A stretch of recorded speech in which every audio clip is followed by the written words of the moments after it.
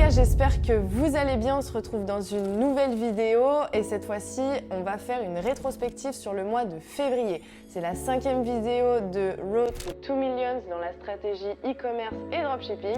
Et dans cette vidéo, le but, c'est de vous expliquer absolument tout ce qu'on a fait sur le mois.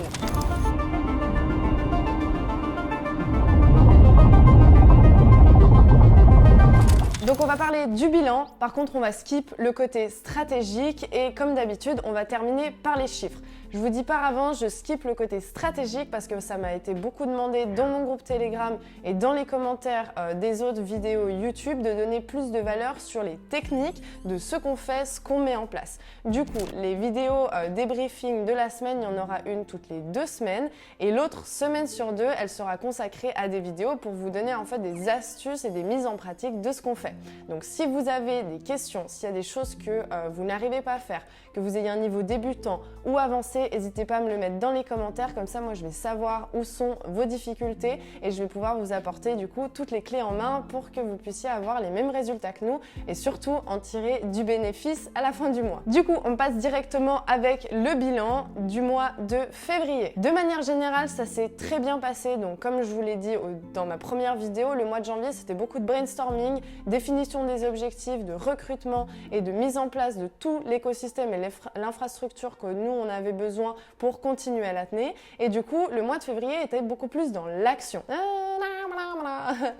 Une chose super positive, c'est qu'on avait recruté en testing sur le mois de février une personne créative stratégiste et ça se passe super bien. Donc cette personne, elle va continuer avec nous pour le mois de mars et pour le reste de l'année. En termes de recrutement, c'est probable qu'au mois de mars, on recrute une deuxième personne et après, sur le reste de l'année, encore davantage de personnes pour pouvoir faire grandir toute l'infrastructure qu'on est en train de créer. Donc si on fait la rétrospective encore une fois sur le mois de janvier, on tournait à 2 shops et demi parce qu'on a un shop qui était un peu en testing et du coup on n'était pas sûr des résultats qu'on pouvait avoir de l'optimisation et du scaling, mais chose validée sur le mois de février, c'est une boutique qu'on garde et qu'on a réussi à optimiser et qu'on va encore d'ailleurs optimiser sur toute l'année. Et on finit donc avec 5 boutiques. L'objectif c'est de faire 5 boutiques qui tournent bien toute l'année avec en moyenne 1000 € de chiffre d'affaires par jour, à savoir que pendant le Q4, bien évidemment, le chiffre d'affaires vient être bien plus élevé que sur le reste de l'année et surtout, on a des boutiques qui vont mieux chiffrer sur certaines périodes, par exemple comme sur la période de l'été. Mais si on lise sur l'année et qu'on est à plus, je crois, 1100 € de chiffre d'affaires par jour sur 365 jours, on arrive à 2 millions de chiffre d'affaires et c'est clairement le but. Donc on passe directement maintenant avec les chiffres d'affaires. J'ai pris mon ordinateur ici, comme ça je vais pouvoir vous donner tous les chiffres en live. Pour de nouveau le mois de janvier, je reviens dessus parce que l'objectif c'était de faire 20 000 € de chiffre d'affaires et on avait fait 30 000 € de chiffre d'affaires, ce qui est plutôt pas mal, qui est même très bien et surtout on avait respecté le bénéfice qui était de 20% et nous c'est clairement le but, faire du chiffre d'affaires c'est bien, le bénéfice c'est clairement ce que nous on attend et c'est là où est tout l'art et l'objectif pour nous d'ailleurs comme pour vous si vous faites du e-commerce. Donc pour ce mois de février, l'objectif c'était de faire 60 000 € de chiffre d'affaires. Autrement dit, c'est x3 par rapport au mois de janvier. Étant donné qu'on a fait 30 000 €, ça fait x2. Janvier, c'était plutôt calme, on était plutôt tranquille et là, février, on était plutôt dans l'action. Donc je vais vous donner en détail les chiffres qu'on a fait avec le chiffre d'affaires et le taux de conversion, comme ça vous aurez un peu un indice de ce qu'on arrive à réussir à avoir sur des boutiques. Et vous m'excuserez aussi parce que moi je suis suisse et j'ai un peu du mal à prononcer encore 80, 90, etc. Donc j'espère à tous que vous comprendrez les mêmes chiffres que moi. Salut, j'ai 8 secondes pour vous dire que la barre Ovaltine, c'est de la dynamique. Alors, shop numéro 1 qui tournait au mois de janvier. Donc, ce premier shop a fait 5 341,50 € de chiffre d'affaires avec un taux de conversion de 9,95%, ce qui est plutôt pas mal. Le shop numéro 2, c'était le 2,5, vous savez, sur le mois de janvier, où on n'était pas certain de ce qu'on pouvait faire. On a optimisé pas mal de choses. On a un panier moyen qui est au-dessus, je crois, de 120 €. Donc ça, c'est plutôt cool. Et on a un total de chiffre d'affaires pour le mois de 8 953,70 € de chiffre d'affaires avec 2,15% de taux de conversion. Le troisième shop qui tournait aussi au mois de janvier, on termine ce mois avec 40 886,03 et un taux de conversion un peu bas que ce qu'on aimerait, 1,96%. Nous, on aimerait ne jamais avoir de shop en dessous de 2%, mais parfois ça arrive, plus de trafic, taux de conversion plus bas, bien évidemment. À savoir quand même que la période janvier-février n'est pas une période propice et vraiment glorieuse pour le e-commerce, donc ça reste quand même 40 000 € de chiffre d'affaires, on va pas cracher dessus, c'est plutôt pas mal. Du coup, le mois de mars, on devait tester 5 sites au lieu de 5, on en a testé 3. Sur les 3, il y en a un, c'est un flop total, on n'a pas dépensé beaucoup en testing, je pense 500 ou 600 €, ce qui est relativement ok, mais c'est un site qu'on va pas continuer, il a fait quelques ventes, mais ça va être difficile à optimiser, ça va être difficile à scaler et on le sent pas. Donc on a coupé ce shop. Par contre, on a testé 2 nouvelles boutiques. Donc la première boutique qui est un peu encore en testing et surtout en optimisation. On finit le mois avec 544,46 € de chiffre d'affaires et un taux de conversion de 1,2. Donc ça pue, ça on veut pas nous.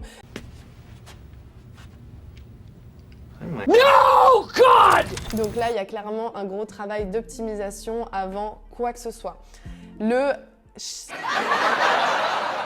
Ensuite, le 5e site qui a été une pépite, très clairement, je crois pas au produit winner. Je pense que c'est vraiment de l'optimisation, c'est du marketing, du copywriting, des créatives, etc. Par contre, ce site, j'ai montré quelques screenshots dans mon groupe Telegram et l'évolution, c'est magnifique. Il y aura un scaling juste extraordinaire avec cette boutique. J'ai hâte de voir sur le mois de mars ce que ça va donner.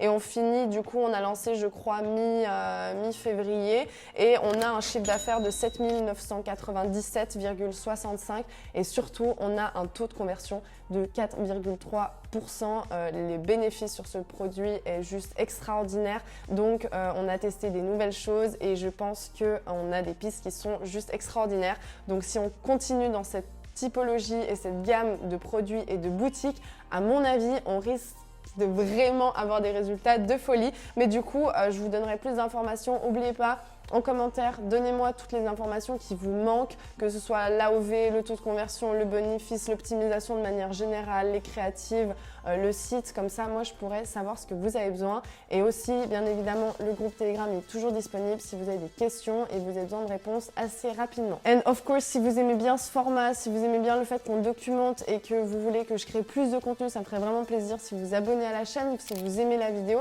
et surtout si vous me faites des critiques constructives sur ce que vous avez besoin, sur le type de contenu ou sur le setup, et ça ce sera pour notre ami Nico. Bref, objectif 60 000 € de chiffre d'affaires pour le mois de mars. Si vous avez fait le calcul total, ce que je ne pense pas, on arrive à un total de 63 723,34 € de chiffre d'affaires.